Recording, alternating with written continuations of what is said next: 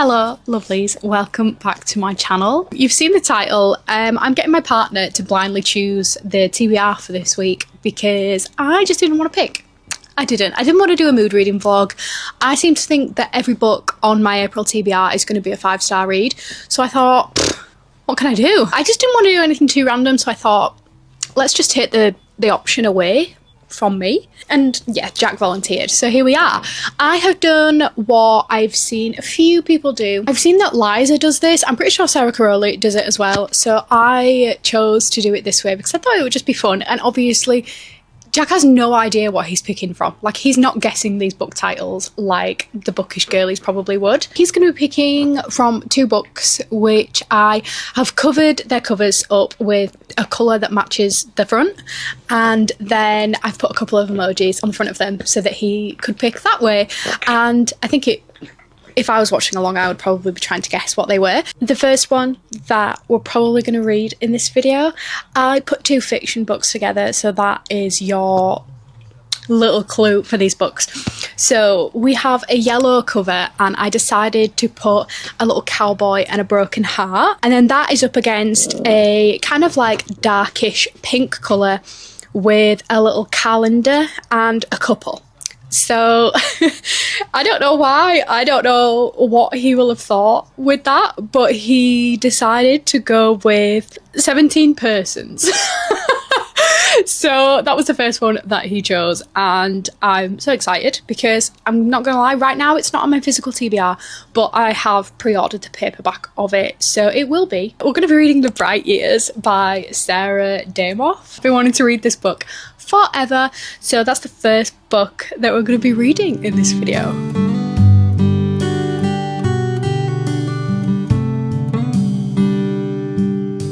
I have started The Bright Years on my Kindle. I know it's going to get me in my feels. This is what I anticipated. I knew that it was going to be an emotional one.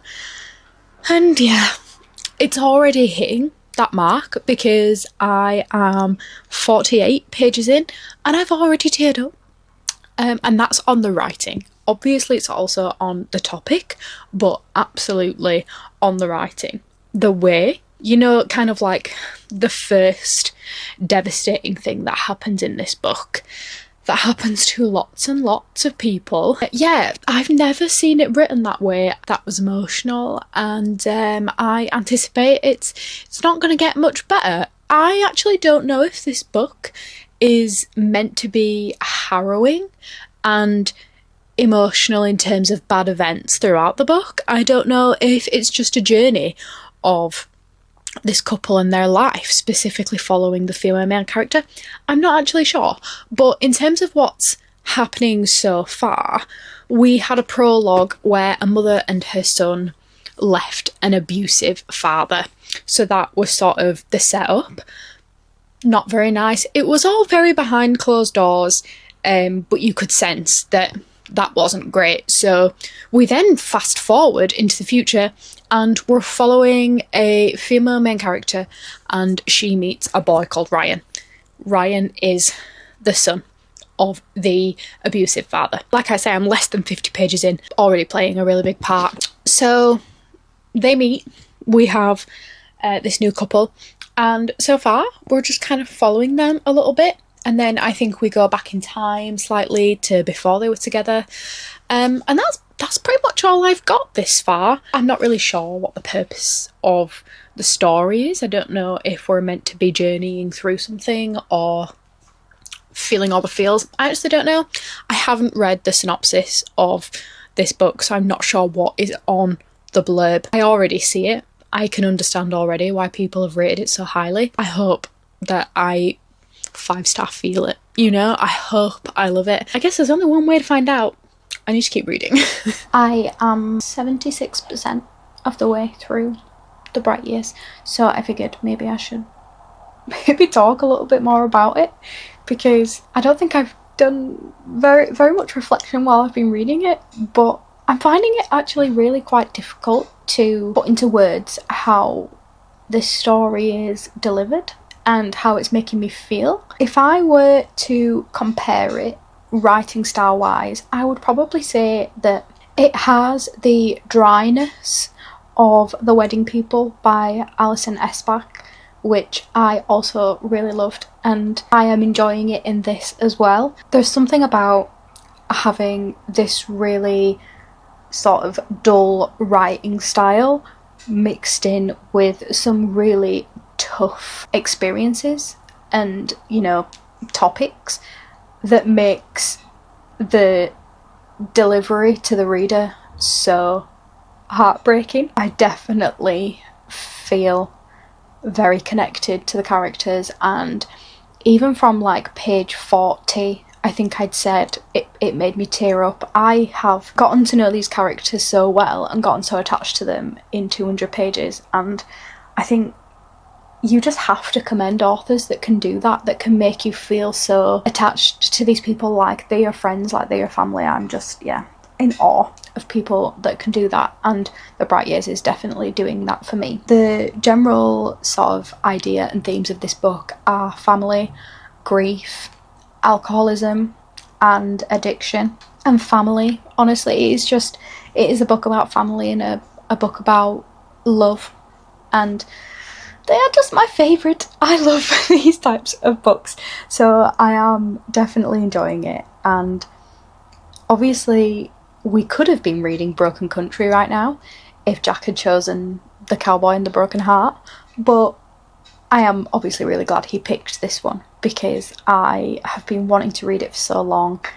I have a copy coming in May when the paperback is released, and yeah, I'm really enjoying it. I have about 70 pages left until I finish the book, and I don't know if I'm ready to let go of this journey yet, which is frustrating because I'll either be reading a thriller or a fantasy next. So, brilliant.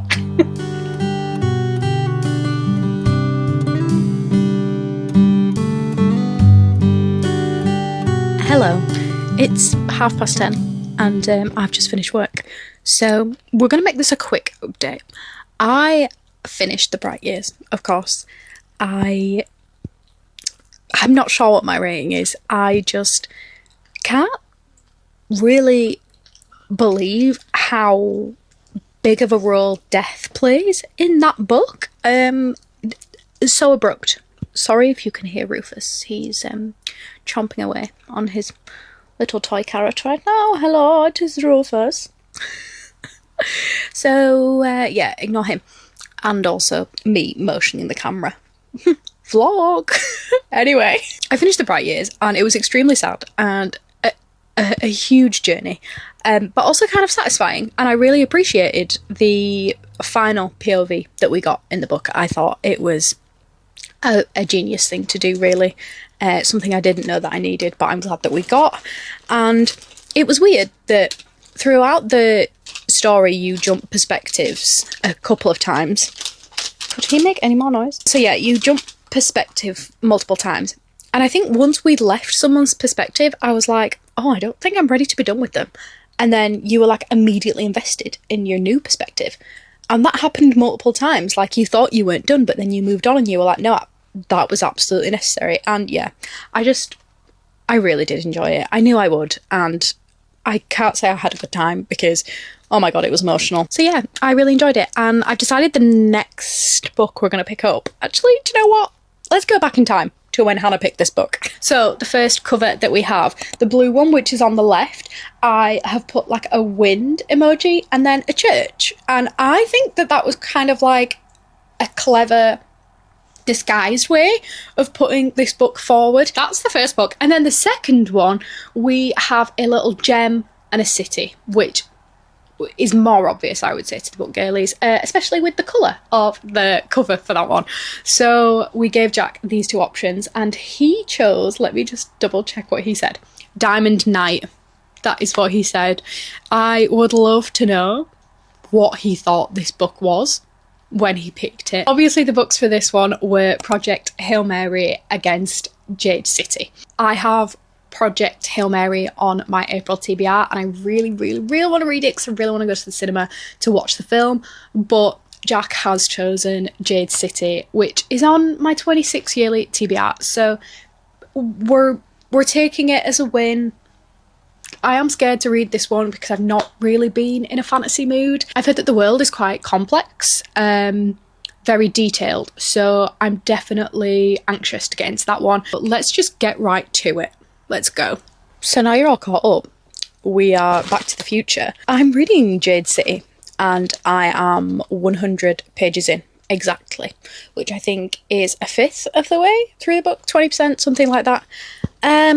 It's a lot, it really is. I have most recently seen that Luce, from Luce's library, I think she might have DNF'd it, but if not, she just ultimately decided it wasn't for her. So I think I can understand why people wouldn't like it, and it's definitely different for a fantasy, because I think on first glance you might think that it's something different to what it actually is, and it's very gangster, very clans, and I don't really know how to describe it. Like, basically they just like go up against each other and they're rivals, and there seems to be this huge competition for who has power, and yeah, it's very like political gangster so far, but I think I'm gonna like it. I'm not really sure yet, because it's been a lot of info dumping. There are some chapters where I'm just like, whoa, like, what is happening?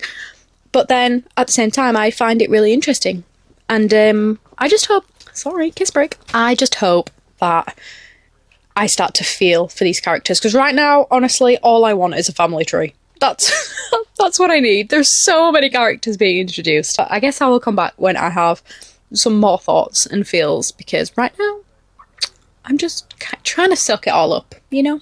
Most of what I say in this clip, it's gonna be very unclear. I will try to be precise, but this book is complex. If I were to describe this book to somebody, give them a little bit of a plot synopsis, I don't really have one. So we're following the No Peak clan, which is one of the clans in this city that hold power over Jade. And Jade is, think of it like something that you can possess that gives you power, maybe strength, for example. And it's all very political. It's very like dangerous gangster style, while also being kind of like the clans being protectors of the city. And it's just definitely different. And we're following the No Peak clan. We're following a sort of like new successor. We're following his brother, his sister. We're also following like two random teenage boys that wanted to get their hands on some Jade, even though they're not part of any of the clans. That's it. That's pretty much all I have for this. And I'm 250 pages in, so I don't know. I don't know what I thought this was going to be, but to me it doesn't really give fantasy. It's very gangster, very what I imagine when people talk about like mafia romances and stuff. Like, this is like the closest I'll probably ever get to that without the romance. Like, there's no real romance in this. Actually, over the past 2 days, I've really not been in the mood to pick this up. And because of the vlog, I didn't want to DNF it. But I also didn't want to pick up a second book, because I just kind of wanted to get through it. But the audiobook's quite good, so I'm not sure. I'm not necessarily invested, and I think that this is absolutely the sort of thing that I would want to watch on TV, but maybe not something that I as much want to read about. I'm not sure. I'm thinking about soft DNFing this for now. I think I might pick the audio back up when we're not in vlogish times, because yeah, I can see myself finishing it on audio, but with absolutely no rush. I've still got like 250 pages to go, and I feel like I've been reading this book for an eternity. Maybe before I finish out this vlog you will get a review of this finished, but for right now I'm gonna put it down. On to the next book that we will be reading in this video. For the first one, I have a teal colour with a key and a ring on it. Anybody that reads this genre or knows of this author or has ever seen this cover could probably guess what it is. The second book on here is more of a navy colour, and it has a car and a TV show on the cover. And I feel like I've absolutely smashed the emojis with this one. The books that I chose are, of course, My Husband's Wife by Alice Feeney, and then also The Passengers by John Mars. I'm so excited to read both of these books, and I'm kind of upset that I didn't get the other one, but I have to read the other one. So anyway, the book that Jack chose was Keyring. He just put Keyring. So we're going to be reading My Husband's Wife by Alice Feeney. So I guess we're going to be picking up My Husband's Wife finally. I have a book club for this book on Thursday, so really need to get on it, and then create some discussion questions on it as well, potentially. But yeah, that's my update for the day. We'll see you guys when we start My Husband's Wife. I'm having like a deep clean Sunday, so this is getting deep cleaned later on. But I'm here because I decided to start the audiobook for My Husband's Wife by Alice Feeney, and I thought that I'd never read an Alice Feeney book before until I had a look back on my Goodreads, and I've read Daisy Darker and also My Beautiful Ugly. So I have, and now that I'm reading this, and I've also, you know, realised that I've read 2 of her other books, I'm definitely trying to put some things together and play detective here, thinking that I have an insight into Alice Feeney's mind. Obviously, this book is about a woman who goes for a run, and when she gets back to her house, she puts her key in the lock and it doesn't fit. So she knocks, and a woman that looks weirdly similar to her answers the door and says, "Who the hell are you? This is my house. This is my husband. You're crazy, please go away." So obviously that's very confusing. She's completely thrown, and she's like, what the hell? This has to be some kind of elaborate joke. We also, in this book, have a little bit of a flashback scenario, a time difference where 6 months ago we follow a completely separate character who's called Birdie, and Birdie gets a knock on her door, and it is a solicitor saying that her grandmother, that she didn't know or have a relationship with, has left her a house. She goes to that house and she finds that her grandmother was told her date of death, and we follow this storyline of Birdie sort of uncovering some things about her past, whilst also trying to figure out who the hell this woman is that is pretending to be our main character. It's so easy. Like, it's literally so easy. The reason why I've jumped on here is because I'm a third of the way through it, and I do fear that I could finish it today without speaking to you whatsoever. So I've come on just to say that I don't particularly love thrillers. I feel like a lot of it lies in the foreshadowing that you don't really know until afterwards, and then you feel like you knew it the whole time, because once you know it, you're like, obviously, it's so obvious. But maybe that's not what's going to happen here. I don't know yet. I mean, I've yet to rate a thriller 5 stars, so we'll see how this one goes. But yeah, super easy. I'm just flying through it. And the audiobook, by the way, has some like random sound effects and sort of like background noises in like the oddest places. That's all I've got for you so far. We'll come back probably when I finish it with a little bit of a review.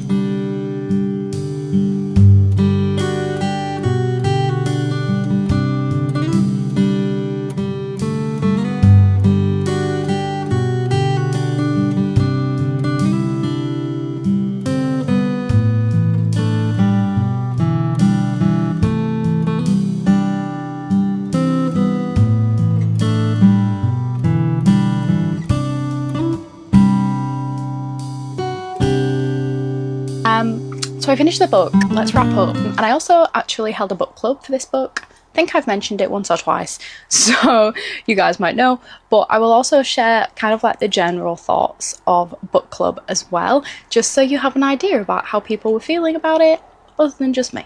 So the thing with this book is it quite clearly has this really like fun and intriguing hook of someone is pretending to be me and my husband is going along with it, like somebody that looks like me has stolen my life. it sounded bizarre. So like the concept of the book, and definitely sort of like the thing that gets people, super interesting. But then you start to uncover that like this is a town that they've only just moved to, not many people know them, and it kind of like loses its hook. It does. It kind of like lost me a little bit, because it became a sort of thing where like obviously there's something going on with the husband here. Not sure what she did to deserve this, and obviously there's still so many questions, but yeah, it was just like that novelty faded really quickly for me personally. And like the things that we were talking about in book club and the twists that happened throughout the book just became so like how did we get here? I'm not sure that, like, it was just like if you were watching it, like not a bit of you would be scared. It's not that sort of thriller, but you would just be like popcorn thrillering, thinking what the hell is happening, like why am I watching this? Like that was the vibe. I definitely wouldn't say it was above a 3-star. I think I did like a Peach rating for it from Erin, her rating system Peach. I did one and got 2.5, and that is probably accurate, because the plot was kind of like the best part of the book. Like the characters were all really annoying and unlikable. There was no real sort of like setting to the book, and I'm really good at creating the world in my head, I think. And like if you tell me you're by the seaside and it's coastal and it's British and it's cold and it's misty, like I can see it, I can picture it, I can give like my imagination exactly what it needs, but it needs more than that. Like I just felt like there was something missing with the setting of the book and the descriptions that Alice Feeney used. I feel like it could have just used a little bit more. Like I didn't love the writing or anything like that. The book club general consensus was, oh my god, this is far-fetched. Like it really did feel like where we started and where we ended, like, are we reading the same book? What is the point in this? Is any of it realistic? There's also like a side plot in the book that felt very like out of touch with the rest of the story, and I didn't actually read the blurb properly, I don't think, when I started reading it, but I didn't, definitely didn't expect it, and it was feeling very Alchemy of Secrets by Stephanie Garber. If you've read that book, then yeah, a bizarre book, and not something that like I really gravitate towards. Just too far-fetched for me. I didn't like the book, but it's whatever, you know. I DNF'd Jade City, and I'm gonna be honest, I've put it on my Vinted. I'm not keeping it. I don't want to go through one book, never mind 3, so what's the point in finishing it? There isn't. I have so many books I want to read, so see you later. The Bright Years, I've settled on a 4, but I think I need to do a bit of a reread with that one, because I don't necessarily think I gave it everything. I think the book was actually quite a bit darker than I was ready for at the time that I read it, and I think it's one that I will definitely revisit one day. I actually got the paperback of it from Waterstones just the other day, so now I have it to reread whenever I feel like it. And yeah, that's it. That's the end of this video. I hope you guys had a really nice time watching. If you did like this video, then please don't forget to like the video and subscribe if you want to see more. I want to do some fun challenges and just sort of like get back into the routine of physically reading, because I have actually struggled with that over the past couple of months. So yeah, let's get back to it. Let's do this together. Let me know if you've read any of these books and what you thought of them, and I'll see you guys in my next one.